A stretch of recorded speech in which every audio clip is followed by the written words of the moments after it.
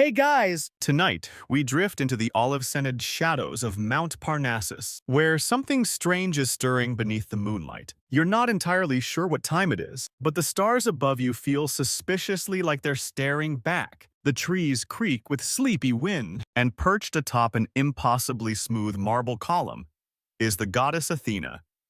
Yes, that Athena scribbling furiously with the feather quill she just plucked from her own favorite owl. She's muttering something about educational reform and avian enlightenment, which is, let's be honest, not what you expected from the goddess of wisdom on a Tuesday night. Tonight, we follow her most obscure and quietly doomed project, launching the first ever nocturnal academy for owls. That's right, a night school for birds, with schedules, rules, and probably at least one pop quiz on metaphysics. You probably won't survive this not from danger, but from secondhand embarrassment. So, before you get comfortable, take a moment to like the video and subscribe, but only if you genuinely enjoy what I do here. And hey, tell me in the comments where you're listening from and what time it is, especially if you're somewhere past midnight. Now, dim the lights, maybe turn on a fan for that soft background hum, and let's ease into tonight's journey together. You trudge up a slope lit only by lantern moths. The air smells of crushed time and ink. Perched on a stone bench under a gnarled olive tree, Athena holds a scroll so long it unfurls halfway to Thebes.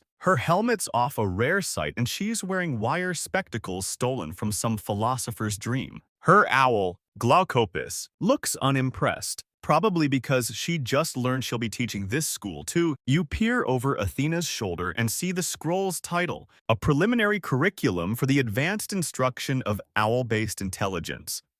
Pending council approval. It's underlined twice. You clear your throat. Why owls? Athena blinks like you've asked why Mount Olympus is pointy. Wisdom. She says, owls are symbols of wisdom, but symbols aren't enough. They must earn it. You nod, slowly, maybe too slowly. A fact drifts to your mind. In classical Athens, owls were stamped on silver coins. Drachmae, an ancient form of branding. You now realize may have gone straight to their heads. Owls have always looked smug. Now you know why. Athena's plan, she explains between ink dabs, is revolutionary. A 12-week night course covering ancient ethics, stealth hunting, cloud reading, and proper toga folding. Fringe theorists believe this moment may have been the origin of the term night owl.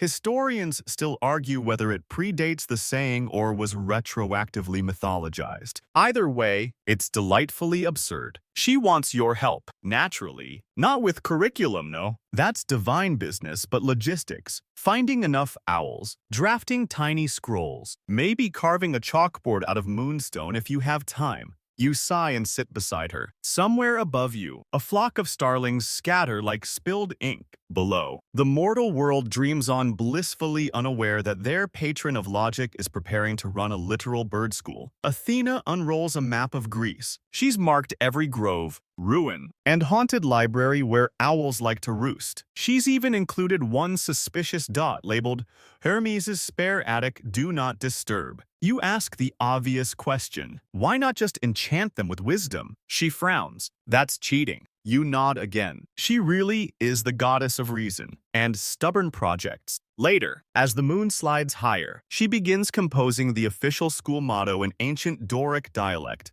You think it says no hoot left behind, but your translation might be off. You help her sketch a flag. It's a deep blue rectangle featuring a single open eye and a rolled-up diploma clutched in talons. Honestly, it's better than most startup logos. Somewhere in the distance, a goat sneezes. You take that as an omen and wrap things up. As you lie back in the olive grove, head resting on Athena's abandoned scroll case, you realize you're somehow deeply invested in the fate of this absurd project. You picture rows of owls in tiny wooden desks, nodding wisely as Athena lectures about stoic silence versus performative hooting. The stars wheel overhead. A sleepy breeze carries the scent of laurel. Athena stands, stretches, and declares, Tomorrow, we recruit. Of course you will. You're already imagining how to fold invitation scrolls small enough to tie to owl ankles without offending their dignity, which, as you'll learn, is very easy to offend. And so begins the strangest school term in mythological history, launched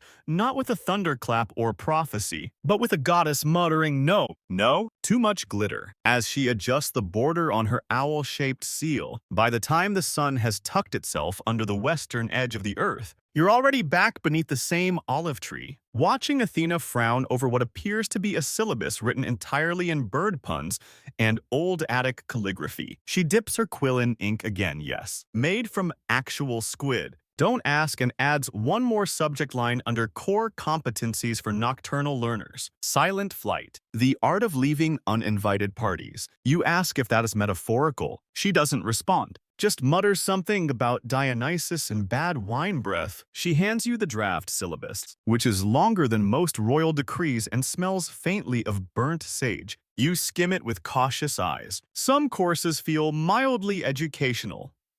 Rodent identification, no, but others, well, there's cloud interpretation and narrative bias, taught exclusively during overcast nights. The philosophy of mice, which promises to challenge personal prey ethics, group hooting for civic engagement, and perhaps most confusing of all, intro to recursive nesting and existential bark patterns. You glance up. Is this serious? Athena levels her gaze. Wisdom demands rigor. Fair enough. She flips to the elective section. Apparently, owls can choose from beginner-level dream weaving, acorn categorization, and a mysterious course simply titled Shriekonomics. You're still not sure what that means, but she notes it's a response to recent owl market behavior. Now, here's your job. Formatting. Athena's divine handwriting, while elegant, is almost illegible curving glyphs that shimmer slightly when you blink. You offer to rewrite the syllabus using mortal script, and she reluctantly agrees. You get to work under the flicker of a glowing snail lantern, and then she brings out the rubric. This is no ordinary grading scale. Athena has developed a point-based honor system where wisdom points can be earned or lost during class participation, nighttime etiquette, and proper use of rhetorical pauses during hooting. You nod solemnly, unsure if she's joking. You never are. Interesting tidbit.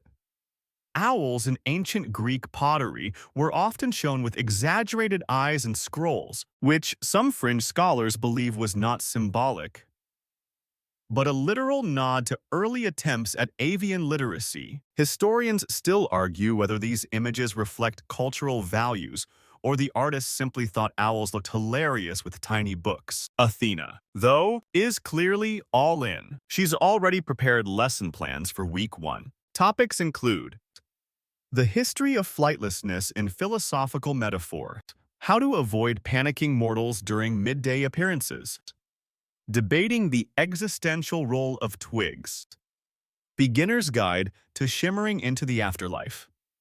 Audit only. You wonder aloud whether owls actually want to learn any of this. Athena tilts her head. Desire is irrelevant. Structure creates desire. Okay, that sounds like something printed on a motivational tapestry inside a Spartan gym. At one point, you suggest a group activity, maybe something cooperative, like branch weaving contests. Athena stares at you like you've proposed sacrilege. Wisdom is not cooperative. She huffs. It's solitary, like staring into a candle without blinking. Noted. Still, you sneak in one proposal. What about storytelling class? Owls could take turns retelling myths. She ponders it. Only if they cite sources. She pauses again and reaches for her scroll. No Dionysian stories. The syllabus complete well. Version 12. Anyway, she rolls it up and seals it with wax molded in the shape of an open eye. It's elegant, unnerving, and somehow a little judgmental. You look around. The wind shifts. Somewhere nearby, an owl hoots a slow, measured sound that almost sounds like a question. Athena looks up. They're listening already. She's not wrong. Behind you, perched in the lower branches, a handful of owls have gathered. They blink slowly, their heads tilting in synchronized disbelief. One has a mouse tail stuck to its beak. Another seems to be wearing half a laurel crown like a feathered bachelor on parade. They don't seem impressed by the syllabus. Or maybe they're just judging your font choices. Still, Athena stands and addresses them. Tomorrow night, we open the night school. Attendance is voluntary, but ignorance is not. The owls blink again. One burps quietly. You're pretty sure that was agreement. Athena turns to you with a flick of her cloak. We deliver the invitations at moonrise. Prepare the scrolls, wax the seals, and for the love of all things divine, triple-proof the punctuation. She disappears into the trees, muttering something about the plague of misplaced semicolons. You're left alone beneath the olive tree with a bag of tiny scrolls, a waxing moon overhead, and the knowledge that you've just been conscripted into the strangest academic institution in all of mythology. As you pack up your writing tools, one of the owls hops closer. It stares at you, then slowly rotates its head upside down. You swear it smirks. The owl blinks once, twice, then flies off. Class is almost in session.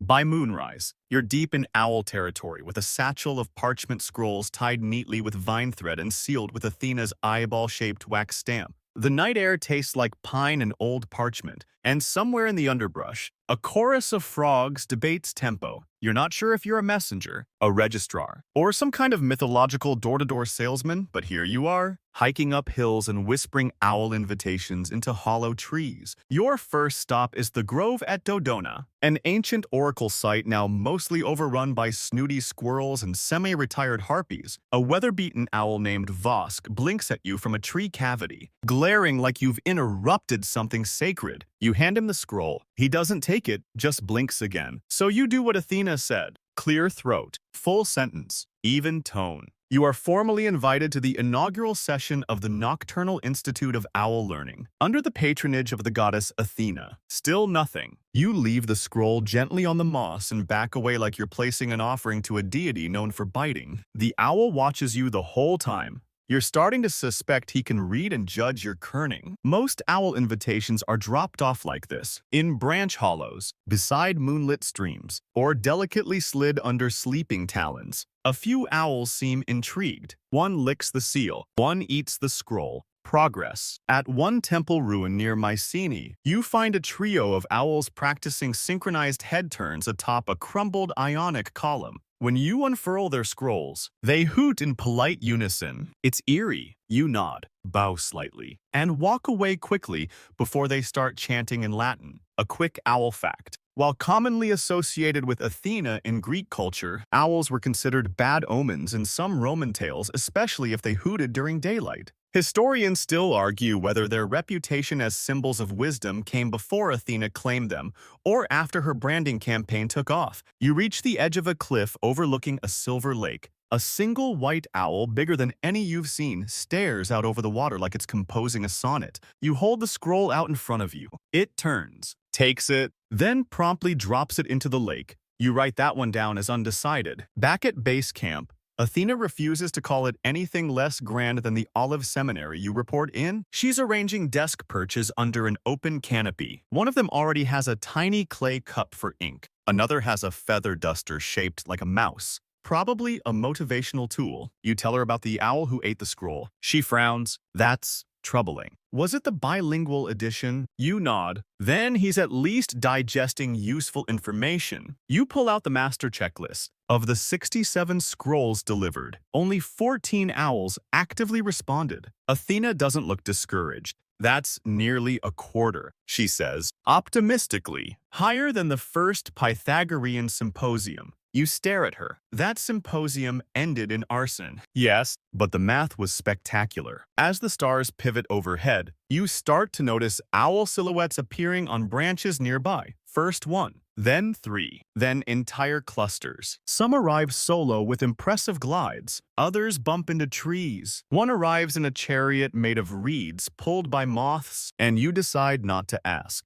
Athena hands you a jar of olive oil and a cloth. Polish the attendance log, she says, as if that's a normal thing people do, and then she climbs atop a stone podium and raises her hand. Silence. Dozens of owls turn their heads some clockwise, some counter. Welcome, she says, her voice calm but firm. You have been chosen not because you are wise, but because you are capable of wisdom, or at least quiet curiosity. Several owls blink. She launches into a brief summary of the school's intent: nocturnal scholarship, disciplined inquiry, improved rodent diplomacy. You tune out briefly as she starts using phrases like Socratic Talon method. It's a lot. When you tune back in, she's reading the school charter, line by line. An owl in the back keels over from boredom. Another starts grooming its neighbor. A third raises a wing and hoots as if to say, "When do we eat?" The answer is not soon. You notice one owl scratching something into the dirt with its claw. It's a crude drawing of a mouse yelling, "No homework." You suppress a smile. As Athena reads aloud Rule 42,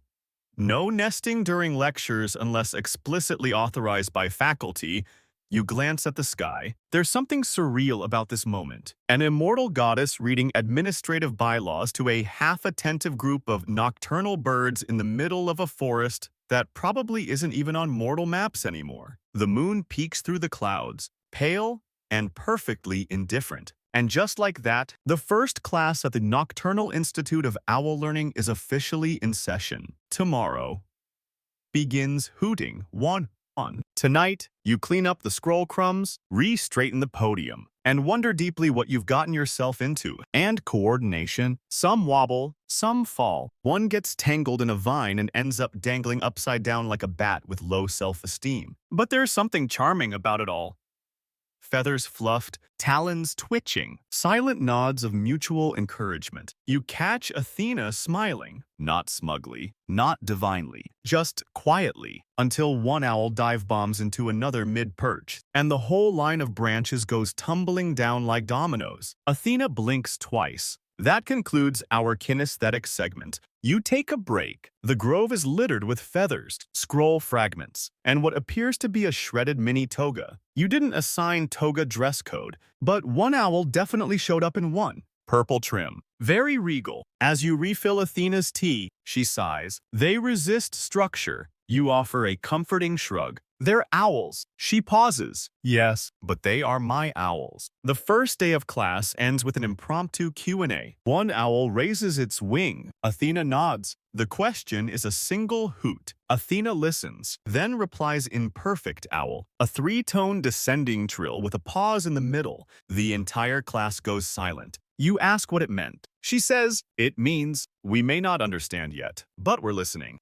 It's strangely profound. As the owls flutter off into the night, some graceful, some flailing you, help Athena gather up the fallen scrolls and reset the spiderweb gong. The night breeze is softer now. Somewhere nearby, a beetle clicks. Athena looks out across the empty grove and murmurs, "We'll try again tomorrow. Maybe fewer ethics, more snacks." You agree, strongly. By the second night, you're feeling mildly optimistic. Athena has shortened the lecture block to allow for natural hooting breaks, introduced a new seating chart that discourages wing fencing mid-class, and most importantly, she's brought snacks. Well, a snack. One bowl of fig slices and pressed pomegranate. It's elegant, very Mount Olympus, and completely owl inappropriate. Within 5 minutes of class starting, the snacks become the spark that lights a feathery rebellion. It begins with a small owl, probably still a fledgling, staring at a fig slice like it's a practical joke.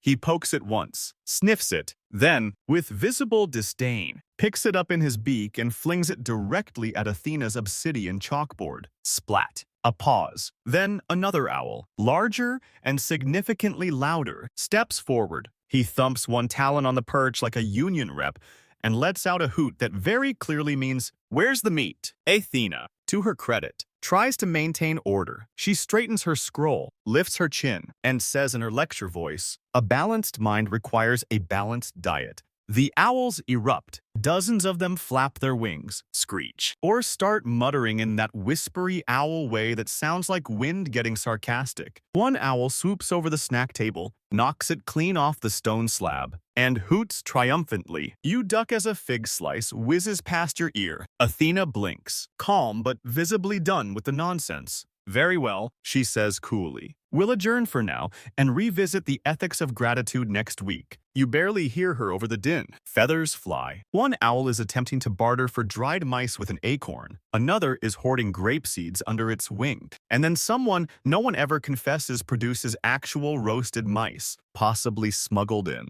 Possibly summoned. Either way, chaos explodes like a festival of hooting and gluttony. The class is over, and now it's an airborne. Airborne buffet. You and Athena retreat behind a marble column, watching the carnage unfold. She's sipping her ambrosia chamomile like it's the only thing tethering her to sanity. Well, you say, they're engaged. She side-eyes you. This is not engagement. This is mutiny. You try not to laugh, failing. Fun historical fact. In some Mesopotamian carvings, owls appear perched on the shoulders of dream deities. This has led some scholars to speculate that ancient cultures may have viewed owls not only as wise, but also as vessels for mischief and prophecy. Historians still argue whether the mischief part was added retroactively, likely by someone who met a real owl. The next morning, if you can call it that when everything's happening at night, you and Athena try to conduct a disciplinary review. She wants to enforce consequences, but there's a problem. Owls don't care. You gather the main troublemakers, Telonius, Martha, and a scruffy barn owl with an unsettling habit of staring at nothing. You explain, very clearly, that classroom decorum must be respected. Martha just blinks. Telonius coughs up a pellet as a power move. The barn owl turns its head 270 degrees, then slowly closes both eyes, all the way. Athena tries reasoning with them. If you cannot uphold the standards of owlhood, you will be removed from the perch roster. This has absolutely no impact. They don't sit in rows. They don't respond to rhetorical questions. One of them built a nest on top of the chalkboard overnight and refuses to move. Even during lecture, you name him Professor Nope. At this point, you suggest a democratic vote on snack options. Athena bristles. We are not a mortal kindergarten. You shrug. We're also not exactly running the Academy of Plato either. That gets a sigh. Eventually, a compromise is reached. Each owl is allowed to bring one personal snack, provided it doesn't squeak or wriggle during lessons. Athena still insists on providing fruit for symbolic contrast. You begin drafting an official addendum to the school charter, the snack clause, while Athena glues the broken snack dish back together with pine sap. Later that night, things start to feel weirdly functional. The owls settle more quickly. There are still hiccups, a few mid-air collisions, an owl who insists on wearing a thimble as a helmet. But the classroom is gradually becoming less of a battleground and more of a barely organized circus. Athena adjusts her lesson plan. Less talking, more visual learning. She draws a diagram of the spectrum of hooting intention with helpful illustrations of what each sound conveys. Curiosity, warning, flirtation, existential dread. You note that existential dread gets its own quadrant. Surprisingly, the owls pay attention. You even catch Martha taking notes using her talon to scratch the dirt. You think it's notes? It might also be poetry or a vendetta list. After class, Athena sighs and lowers herself onto a mossy rock. I thought teaching wisdom would be cleaner. You pat her shoulder. You opened a school for birds. She nods. I may have been ambitious. Above you, the moon drifts behind a cloud like it's trying not to be involved. One owl lands nearby, head tilted in thought. Then, without a sound, it deposits a mouse skull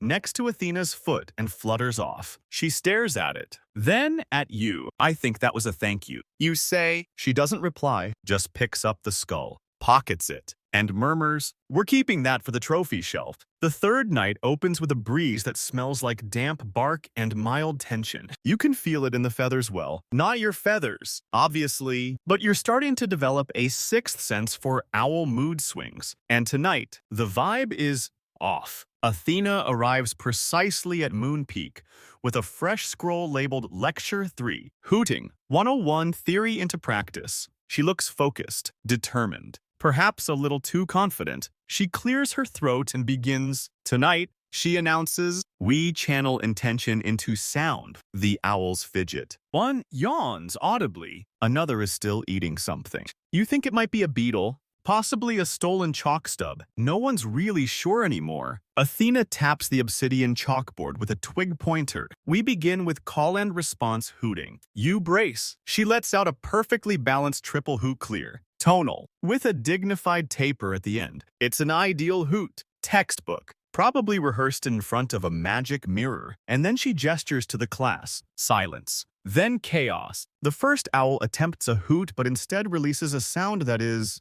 not a sound. It's more like a whisper from a cursed teapot. The second tries to mimic the triple hoot and ends up spitting a feather. The third hoots so loudly it triggers a chain reaction.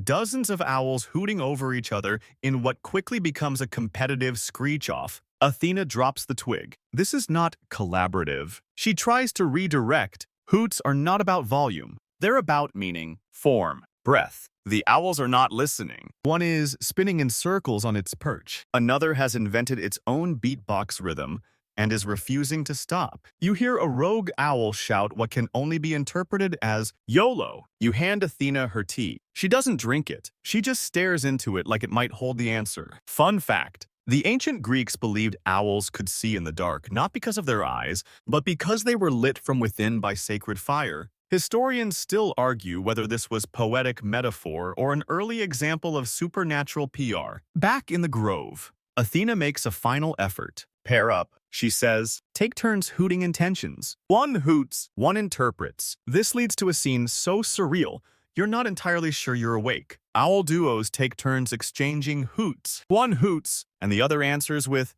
interpretive wing flaps, slow motion blinking. In one case, projectile regurgitation. You write that down as non-verbal feedback. Somewhere near the laurel bush, a small group begins riffing like an improv troupe. Woo! Hoo! Hoo! And then they collapse in what you assume is laughter or a shared existential crisis. You catch Athena gently pressing her forehead against the chalkboard. Eventually, she lets out a long breath. Perhaps we need a demonstration. She gestures for silence, then walks to the center of the grove, lifts her hand, and emits a deep, resonant hoot that echoes through the branches like a lullaby wrapped in philosophy. Everything stops. Even the loud one, Beak Jamin, goes quiet.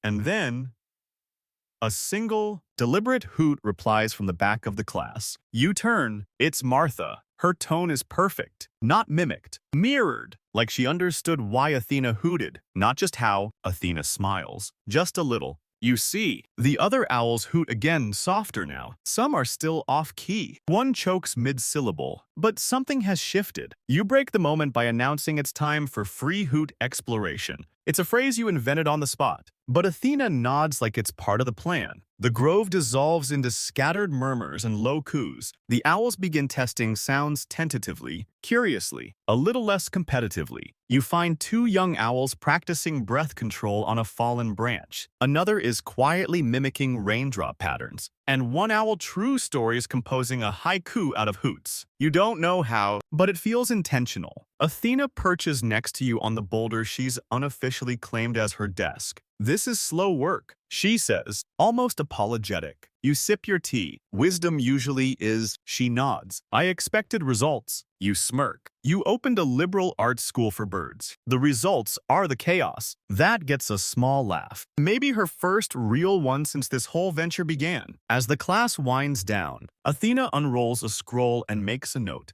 Abandon strict call and response.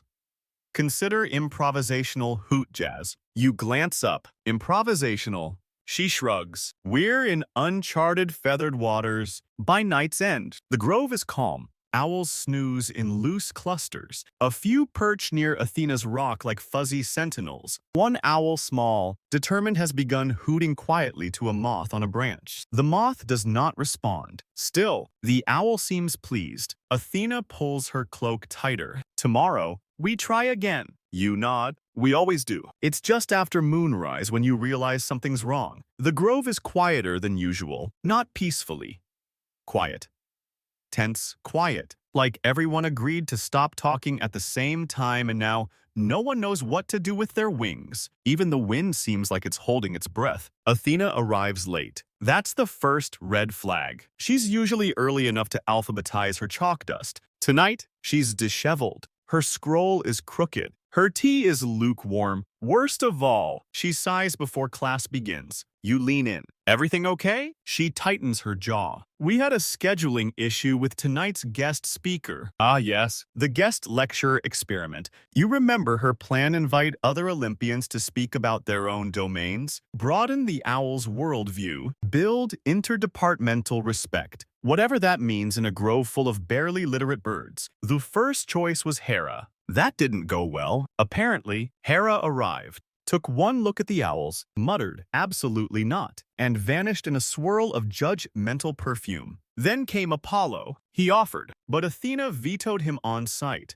Too flashy. Would turn this into a sun cult. And so the only volunteer left was Dionysus. Which brings us to now. The silence breaks as a rustling, jingling, grape-scented disaster stumbles into the clearing. Hello, my nocturnal knowledge nymphs. Dionysus declares, arms wide, eyes wide, robe extremely wide open. He's holding a bottle of something glowing and possibly fermenting itself in real time. Athena winces. Dionysus looks around. You call this a school? Where's the music? The incense. The wildly inappropriate statue of myself. You are instantly afraid. The owls, however, love him. They hoot wildly. Some flap in place. One owl tries to land on his shoulder like they've known each other since the Bronze Age. Today's lesson, he shouts, pulling a lyre from somewhere inside his toga, is emotional expression through interpretive wing choreography. Athena face palms so hard her helmet slips sideways. You try to intervene. Maybe we can stick to the schedule. But Dionysus is already mid-performance, strumming chaotic chords and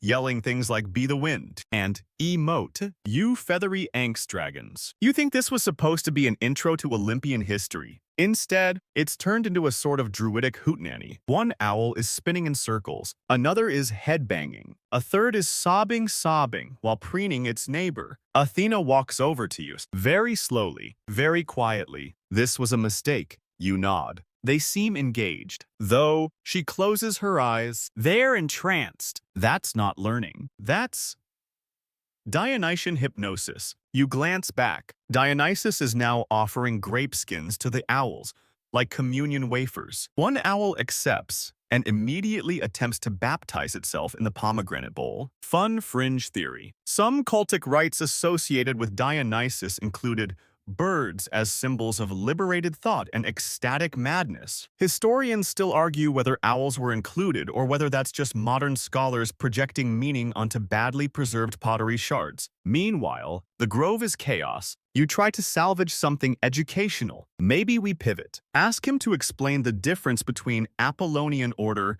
and Dionysian chaos. Athena stares at you. He'll just use fruit metaphors. She's right. You ask Dionysus anyway. His answer, order is the banana. Chaos is the peel you throw into the void and ride like destiny's skateboard. The owls go wild. One attempts a skateboard maneuver using a flat rock. It fails, dramatically. By the end of the lecture, 5 owls are asleep in a wreath pile. Two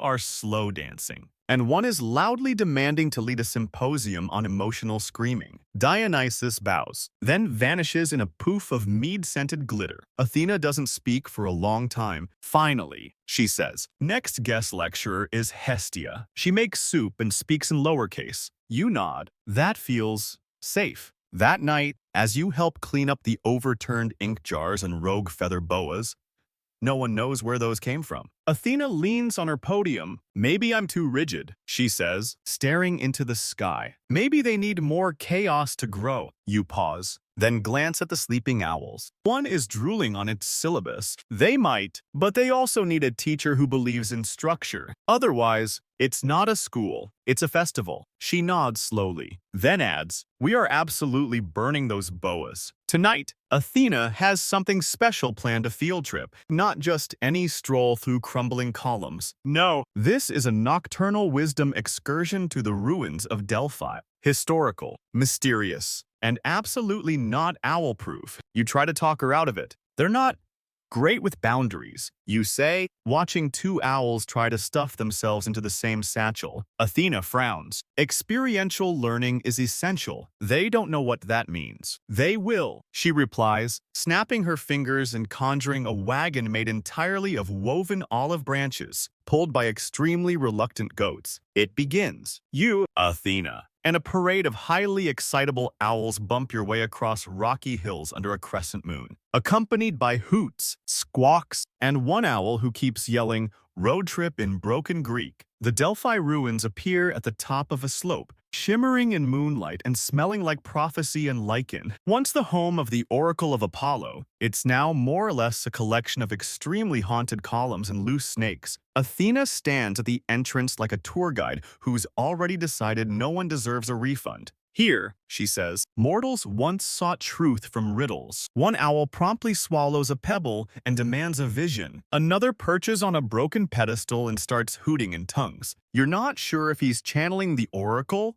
or just really into performance art. Athena leads the class forward. This is the Temple of Apollo. Take in the geometry, the acoustics, the symbolism. Several owls immediately launch themselves into the air and start echo hooting off the marble walls like they're testing for bats. You sigh. So much for reverence. One owl finds a discarded lyre string and starts plucking it with a talon. Two others form a circle and begin what can only be described as competitive interpretive flapping. You suspect Dionysus left more of a mark than you realized. Athena tries a lecture on oracular ambiguity. The oracle never spoke plainly, she explains. Her responses were cryptic, like, "You will go, you will return. Never in war will you die."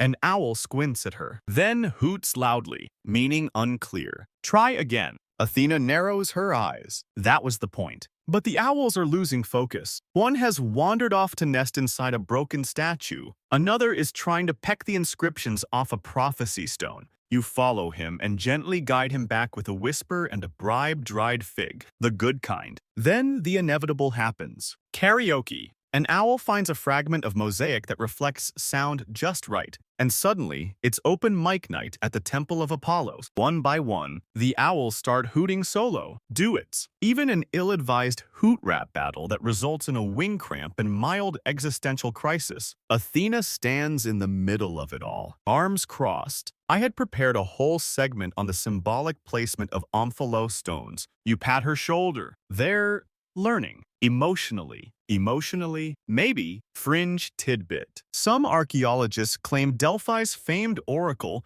spoke under the influence of gases rising through fault lines, likely ethylene. Historians still argue whether this was divine connection or just hallucinogenic vapor and a great marketing campaign. Back among the ruins, the chaos crescendos. An owl dressed in a laurel crown unknown origin declares herself High Priestess of Hoot and demands everyone offer a sacred pellet. You step in before things escalate into a cult. Athena finally blows the emergency whistle, literally. A golden whistle shaped like a flute and herds the flock back toward the olive branch wagon. Most return. One owl refuses and insists on staying to haunt Apollo. Athena gives him 5 minutes. He changes his mind. The ride back is quiet, not peaceful, but spent. The owls are exhausted. Several nap with heads tucked. A few quietly hum to themselves. Even the goat seems relieved. Back at the grove, you help unpack while Athena sits on a flat rock, arms resting on her knees. Well, she says, we learned something. Never bring karaoke to sacred sites. That, and owls should not operate in reverberating chambers unsupervised. You pause. Also, maybe wisdom doesn't look like you thought it would. She glances at you. Explain. You expected rows of silent heads, measured responses, dewy-eyed comprehension. Yes, you gesture toward the returning owls, tangled in vines, humming half-remembered prophecies and arguing about whether the mosaic reflected their true voice. What you got is chaos. But maybe it's lived chaos. Athena doesn't speak for a while, then says quietly, the oracle never gave straight answers. Perhaps it was on purpose. You both sit in silence, watching Martha carefully rearrange fallen leaves into a spiral. Athena leans back. Next week, quiet journaling. You raise an eyebrow. With what hands? We'll figure it out. There's a certain chill in the air tonight. Not weather, but vibe. You feel it before class even begins. The owls are on edge, rustling more than usual, wings half open like they're ready to bolt. You glance at Athena. She already knows. Rivalries, she mutters, scanning the grove. They've begun. You squint across the perches. Sure enough, subtle signs of turf wars have begun to emerge. Nightshade, the formerly chill barn owl, has taken to glaring at anyone who hoots in her octave. Telonius has carved a personal crest into his desk perch with aggressive claw marks. Beak Jamin, ever the show-off, is wearing 2 laurel wreaths tonight. 2. And then there's Martha. Quiet, watching, unmoved. But you swear she's hooting in a slightly condescending tone now. Athena adjusts her scroll. Tonight was supposed to be reflective writing. You glance at the owls. One is sharpening a twig into what can only be called a dueling stick. Maybe pivot. You suggest, too late. A screech splits the air, sharp, dramatic, way too vibrato. Biek Jamin. He lands squarely in front of Telonius, spreads his wings, and hoots something that even you recognize as a challenge. Telonius responds by throwing a feather at him. A feather. Athena stands. Absolutely not. This is a school, not a coliseum, but it's already unraveling. Owls begin taking sides. Team Beak Jamin versus Team Telonius. They line up on opposite branches like feathery chess pieces. A few start chanting. One owl waves a twig like a banner. Another scribbles Team T into the dirt with a talon. You try to intervene. This is supposed to be about wisdom. Someone throws a pebble. Athena blows her golden whistle. Silence, breathless. Then Martha speaks. A low, measured hoot from her perch. Not loud, not angry, but somehow final. All heads turn. She flutters down between the 2 rivals, stares at each, and hoots once more flat. Dismissive. Brutal in its efficiency. Neither owl responds. Not at first. Then Beak Jamin lowers his wings. Telonius ruffles his feathers and turns away. The duel ends. Athena nods slowly. That's rhetorical technique. That's what I've been teaching. You lean in. Wash. Does she say? Athena smirks. Rough translation. You're both flapping over nothing.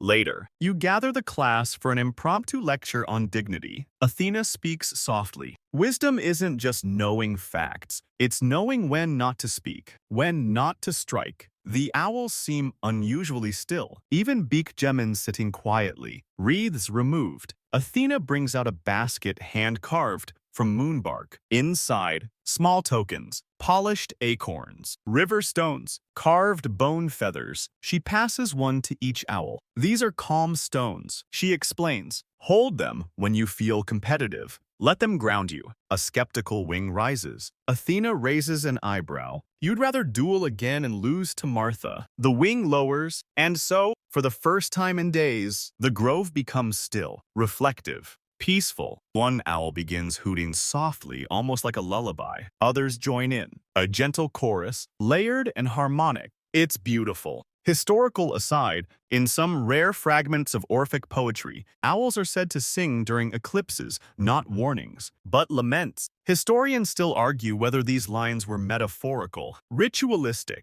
or simply inspired by one very weird lunar event. Tonight, though, there's no eclipse, just a field of stars, and a grove full of slightly less combative students. Athena writes on the chalkboard, "Stillness is a form of strength." Martha blinks once, very slowly. You take that as agreement. As class ends, a few owls offer small tokens to each other. Gifts of reconciliation, probably. One offers a feather to Telonius, who fluffs with gratitude. Biak Jamin hugs a twig. Everyone's trying. Athena turns to you. This may work after all. You watch the owls filing out in orderly, if slightly lopsided, lines. Progress. You say, peace, she says. Then a pause. And both together, softly. For now, by now, you've learned to read the grove like a mood ring. The energy tonight, restless. Pre-exam restless. The owls are fidgeting, adjusting their feathers in nervous flicks, hooting under their breath like they're rehearsing affirmations. One owl is shadowboxing with a pine cone. Athena paces slowly in front of the obsidian board, scroll in hand. Tonight, she says with calm, deliberate gravity. We begin midterms. Every owl freezes. Midterms. One hoots, horrified. Athena raises her chin. Wisdom must be tested. You hear someone whisper, I didn't study cloud syntax. And another, does grooming technique count for extra credit? Athena claps her hands. There will be 3 parts: comprehension, reflection, and demonstration. Each owl will perform 1 hoot for interpretation, submit a written analysis, and complete the stealth perch challenge. Dead silence. Then panic. Thelonious immediately begins scratching notes into the dirt with wild urgency. Beyuggemin tries to copy him. Martha closes her eyes and appears to meditate. A new owl transfer student from the grove near Corinth throws up on his own foot and passes out. You lean toward Athena. Maybe ease into it. She shakes her head. They must learn resilience. But the owls, they learn bribery. It starts with one owl casually nudging a beetle toward the chalkboard. A little offering. Then another owl brings a perfectly preserved mouse skull. Then it escalates grape skins, shiny rocks, even a handmade acorn garland mysteriously placed atop Athena's scroll. You glance at her. I won't be bribed, she says flatly, as a tiny sapphire pebble rolls to her feet. Not even for that. You ask. She picks it up, inspects it, pockets it. Extra credit. Possibly. Still, the tests begin. Part 1. Hoot interpretation. Each owl flies to the center perch and performs a deliberate hoot. Some hoot earnestly. Some panic and shriek. One simply stares and says nothing. A bold choice that Athena labels abstract but sincere. Your personal favorite is the duet. 2 owls simultaneously hooting in dissonant tones, meant to represent the paradox of individualism in a communal nest. It's awful, but ambitious. Part 2. Reflection. Each owl is given a wax tablet to scratch their thoughts into. You realize halfway through that several owls are outsourcing their writing to clever beetles, trained to tap in Morse-like scratches. There's even a rumor that a mole from another grove is taking the test on behalf of a particularly lazy screech owl. You sigh. We've got cheaters. Athena doesn't look surprised. Then they're ready for real academic life. Historical tidbit. In ancient Athens, cheating on philosophical debates wasn't illegal, but being caught and ridiculed could end a career. Historians still argue whether Socrates was actually executed for corrupting youth or just for being annoying at dinner parties. Back to class. You decide to inspect the beetle squads. One owl sweaty, twitchy, feathers askew offers you a leaf in exchange for your silence. You politely decline. The beetle flips you off. Athena gives you a gold star. Part 3. The Stealth Perch Challenge. This one's physical. The owls must navigate a series of swinging branches, noise-sensitive moss, and a flock of decoy pigeons. They are to reach the final perch without being detected or knocking over the sacrificial snack bowl. It's a disaster. The first 3 owls crash into each other. One owl panics halfway and plays dead. Another makes it to the final perch, only to scream, "I did it!" and disqualify herself. And then Martha goes. She glides. No wind. No rustle. Her wings barely shift the air. She pauses once just to make it fair and lands on the final perch so softly the snack bowl vibrates and settles. Athena whispers. That is stealth. You nod. Odd. She's terrifying. When it's over, the grove is a wreck. Leaves everywhere. Snack bowl shattered. One owl is sobbing into a branch. Athena stands before them and announces, results will be posted by moonset. Until then, no duels, no bribery, and no screaming at the grating rocks. You help her gather the wax tablets and stolen pebbles. The owls begin calming down, exhausted but somehow proud. As you sit beside Athena at her stone desk, she flips through the tablets. Some of these reflections are surprisingly deep. She murmurs. One owl wrote about grief. Another wrote a haiku about self-doubt and feathers. You smirk. And the cheating. She shrugs. An owl who cheats still had to think about how. You both sit in silence, watching the owls settle back into their nests. In a quiet voice, Athena says, this might be working. You glance at her. You mean the teaching? No, she replies, half smiling, the believing. And from across the grove, Martha hoots once clear, centered, oddly gentle. Athena closes her eyes. That night, No one throws a pebble. You knew something was up the moment you entered the grove and saw the snack table overstocked. Not just figs and olives tonight, but roasted mice finally, dried crickets, and what looks suspiciously like a mini cheesecake. Someone's up to something. You look at Athena. She hasn't noticed yet, too busy muttering to herself about grade curves and feather bias. And then it happens. A single owl, wings outstretched, lands dramatically at the center perch, Biak Jamin, wearing a sash. It reads, Honor Council in shaky claw writing. You blink. Did we approve that? Athena frowns. We most certainly did not. Biak Jamin clears his throat. Esteemed faculty and fellow learners. He hoots with unnecessary flourish. It has come to our attention that certain testing irregularities occurred during the recent midterms. Gasps, real ones. Several owls flap in alarm. One faints onto a branch. Athena slowly puts down her scroll. Go on, we, the Owlish Integrity League. He gestures to three other owls, all wearing mismatched accessories, have conducted an investigation. We have found evidence of widespread beetle-based bribery. He dramatically drops a pebble into a bowl. The pebble says nothing, but the grove erupts. Owls shout, accuse, deny. A centipede is thrown. You try to intervene. Let's all calm down. No, Biak Jamin hoots. We must cleanse the academic nest. Athena raises an eyebrow. You're suggesting what? Expulsions. No. A retrial. A public exam. One-on-one. Random pairings. Live demonstration. She pauses. You can see the gears turning. That might actually work. You stare at her. You're encouraging trial by hooting duel. She smiles. Just a little. It's peer review. With flair. And just like that, the grove transforms into an owl coliseum. A circle is cleared. Judges are appointed. You end up as the official feather monitor, responsible for catching any talon-related fouls. Round 1.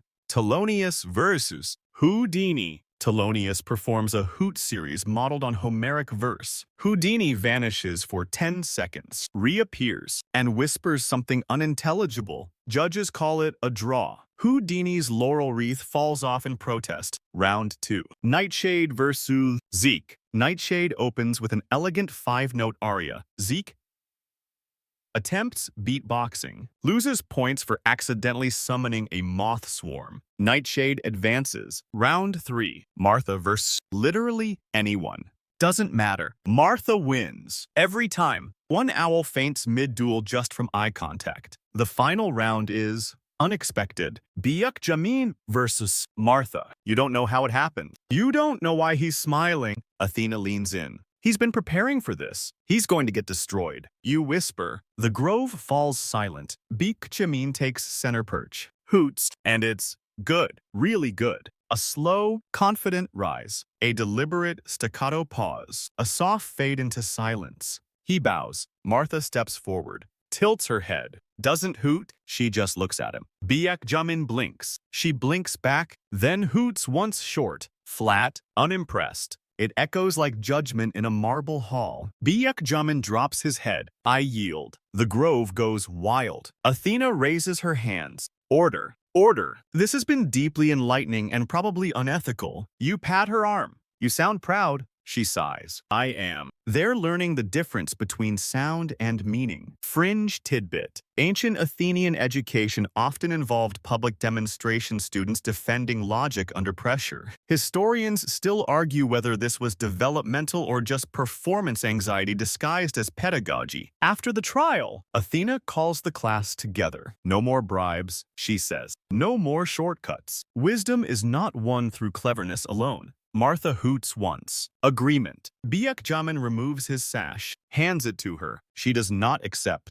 Instead, she flies up to the highest perch in the grove and closes her eyes. The class follows her lead. Athena watches in quiet awe. This is what I hoped for. You nod. Learning by doing. No, she says softly. Learning by failing. And staying. The night ends without further drama. No crumbs thrown. No feathers ruffled. Just a quiet ripple of soft hoots, gentle grooming, and one owl playing a slow, thoughtful rhythm on an empty acorn shell. Athena picks up her scroll and writes a single line. Today, the owls taught themselves, Athena isn't in the grove tonight. That alone is enough to ruffle the feathers of even the most stoic owl in the class. You arrive early, expecting to see her reviewing scrolls or rebalancing the snack display. But the stone desk is empty. No tea, no chalkboard, no divine muttering. Just a single note scratched into the dirt in owl scratch. Hold class, I'll return. You blink. The owls are already gathering, flapping into place, blinking nervously, exchanging low hoots. One tries to sniff the note,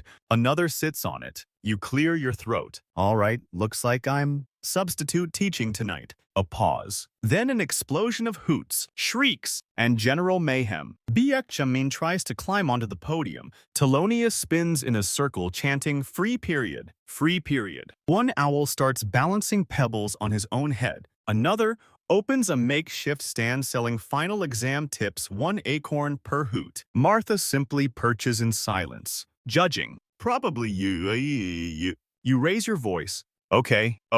Everyone calm down. We're not throwing the curriculum into a bonfire just because Athena's out. Someone throws a twig. You catch it and launch into the only idea that might work. Athena left for a reason, and while she's gone, we've been given a choice. You let that hang in the air. The owls quiet down. We can turn tonight into chaos, or we can try something new. A few skeptical hoots. So you unveil your backup plan. Something that Athena would never approve, but maybe, just maybe, they need it. Tonight's lesson, expressive improvisation. Gasps, shocked head turns. Martha's eyes narrow with deep suspicion. But you press on. We each hoot not for accuracy or grades, but for what we're feeling. What we can't put into wax tablets or charts. You hoot first. It's awkward, high-pitched, probably a little nasal, but honest. A long silence. Then one small owl, a transfer from Lesbos. You think hoots gently. Sad, short,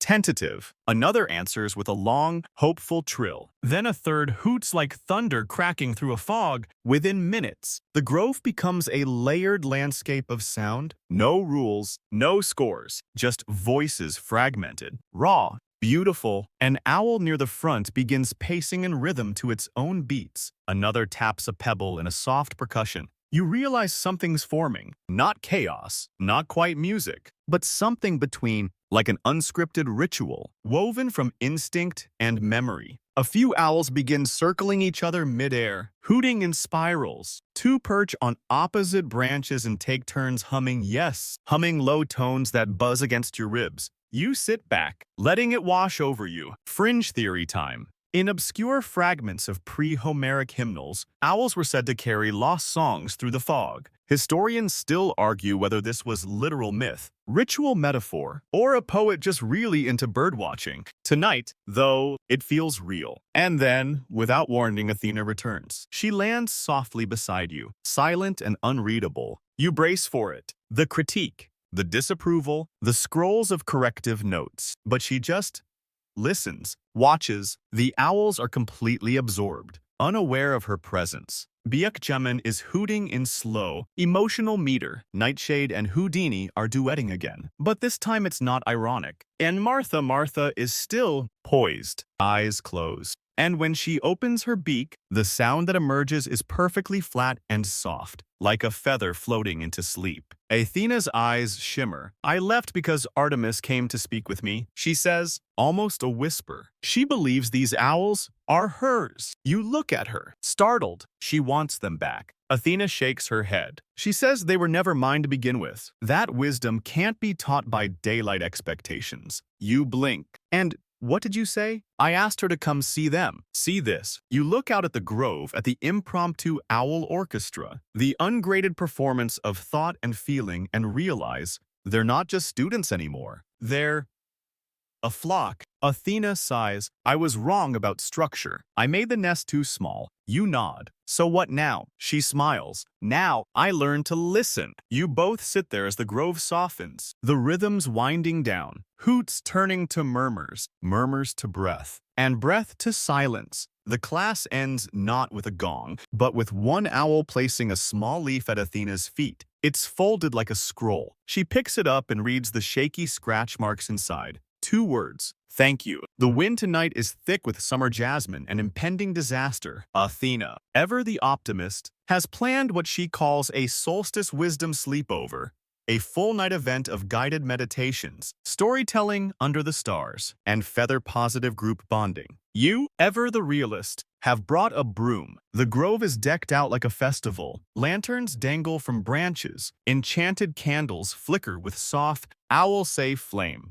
And the snack table, unrecognizable. Roasted mice, beetle brittle, fig chips, olive oil crackers arranged into the shape of a laurel crown. It's a feast. You have no idea who catered this. The owls arrive early. Too early. They're buzzing with energy, flapping in circles, shrieking about constellation games, and who brought the best nest pillow. One owl drags in a blanket that smells strongly of goat. Another brings 3 pebbles and a beetle named Warren. Athena climbs atop her flat rock podium and claps her hands. Welcome, feathered scholars, to a night of reflection and unity. The owls cheer. One owl does a backflip. You're pretty sure that's not safe. But you've stopped arguing with gravity at this point. She continues, tonight, we'll weave stories, share in insights, embrace the darkness not with fear, but with flight. Beautiful, poetic. Do they listen? Of course not. The moment the candles are lit, and Athena starts reading the Owl of Thebes fable, 3 owls begin chasing fireflies in the back. One owl starts beatboxing again. Someone spills honey on the acorn journal pile. And then a full-blown game of tag breaks out, mid-sentence. Right as Athena's trying to explain the moral about introspection and legacy, she stops, pinches the bridge of her nose. Should I just stop? You raise a hand. Let them go a little longer. Maybe they'll burn it off. Spoiler, they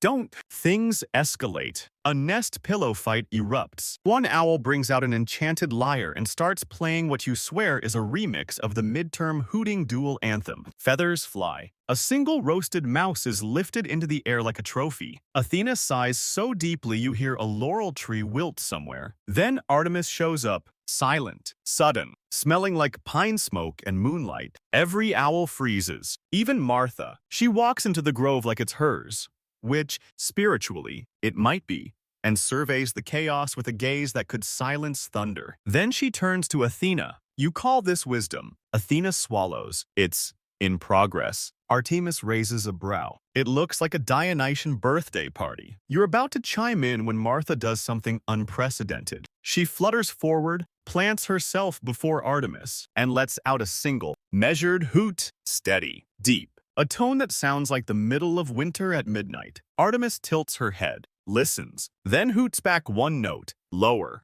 The 2 owls behind Martha follow. Then more, one by one, each owl joins the call and response until the grove becomes a quiet echo chamber. Voices gently rising and falling like waves. Artemis closes her eyes. Better. Athena steps forward. They're learning balance, slowly, through failure, through flight. Artemis nods, and through noise, she steps aside and gestures, continue. But no liars, or beetles named Warren. Warren squeaks from a corner. You hide him in your sleeve. And just like that, the chaos dims. The owls begin to settle into the rhythm of the evening. One by one, they share small stories, tales of dreams they've had, shadows they feared, mice they failed to catch but still learned from. Biak Jamin recites a dramatic haiku. Telonius performs a puppet reenactment of the cave metaphor using acorns. Houdini appears mid-story, leaves, and reappears with a snack. Athena smiles again, less forced this time.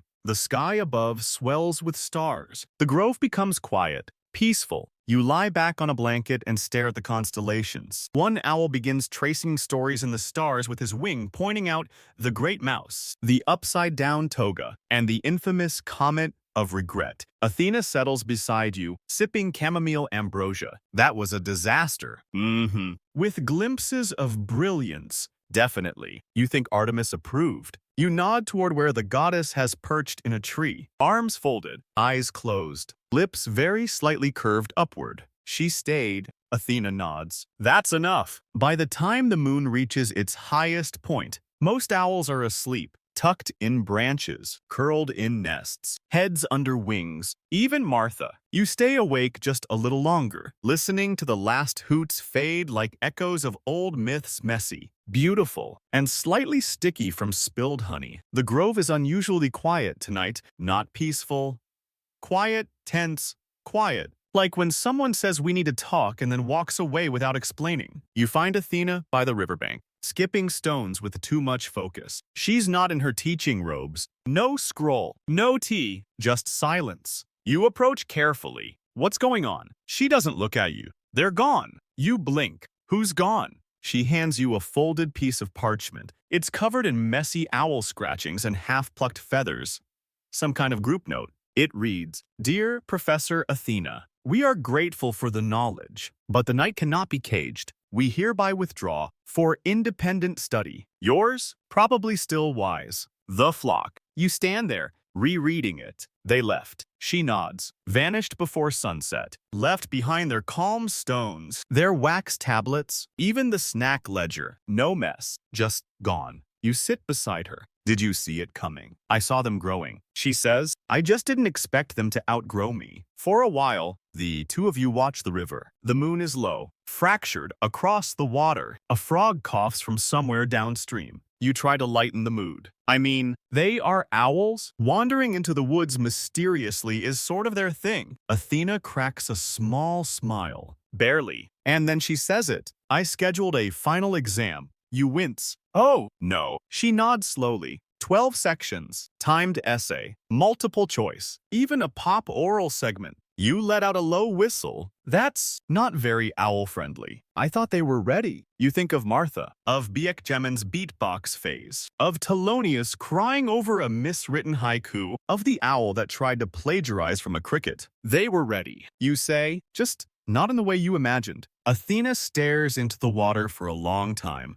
I thought if I could structure wisdom, I could protect it. You don't answer. You let the river do the talking. Eventually, she stands. I have to go. You look up. Go where? To find them. She dusts off her robe, picks up her bag. They're not done learning. And neither am I. You hesitate. You sure they'll want you back? She shrugs. I'm not going back as a teacher. You tilt your head. Then what? A student. Maybe a very bossy one. You chuckle. That tracks. As she walks away, her figure vanishes into the trees, just as the first owl appears barely a shadow against the stars. It swoops low, drops something by your feet, and disappears. It's a scroll, crude, written in charcoal. Final exam of escape plan. We regret nothing.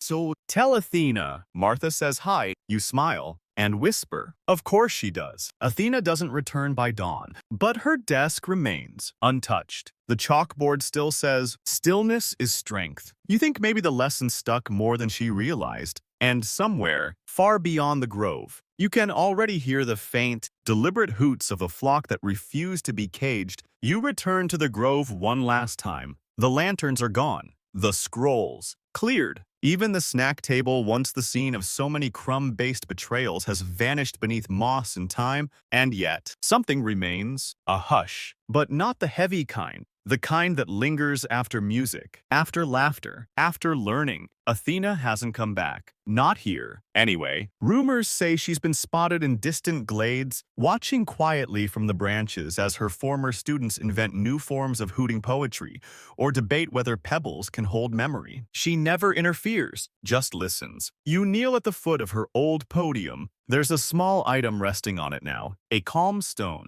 cracked down the middle, but lovingly patched with sap. Around it, feathers, hundreds of them arranged in the shape of an open eye. A tribute, a thank you. You smile, you sit, you wait, and slowly, they return. One by one, owls descend from the trees. Not in rows, not on cue. Just, naturally, a blink, a hoot, a nod. Martha lands last. She perches on the podium like it still belongs to her and tilts her head at you. Class is out, you whisper. She blinks, very slowly. Maybe not. Without Athena, the grove becomes something different. No longer a school, not quite a sanctuary. Something between, a space for what remains after lessons. Memory, motion, stillness, instinct. The owls gather in a wide circle not planned, just felt and begin a call and response. Soft, Faint. No need to prove anything. Each voice is distinct now. Telonious. Still overly dramatic. Biak Jamin. Now measured and balanced. Even Houdini, who vanishes mid-hoot and returns in harmony. And Martha Clear. Deliberate. Silent until the final note.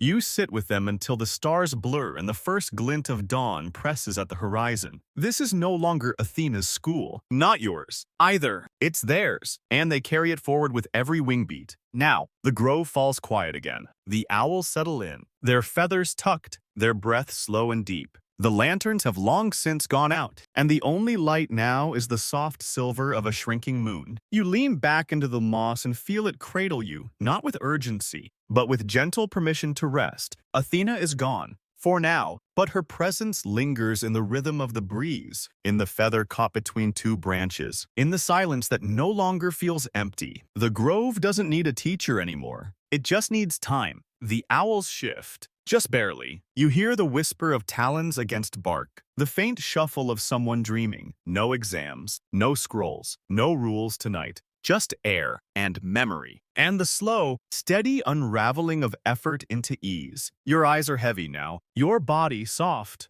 The tension behind your thoughts loosens like a thread sliding through water. Somewhere in the dark, Martha hoots once low and even, the sound of endings and beginnings folding into each other. And with that, the story slips away. You are not alone. You are exactly where you need to be. And everything that mattered still does. Good night, Little Grove. Good night, clever owls. Good night, wandering teacher. And to you, listener, you did beautifully.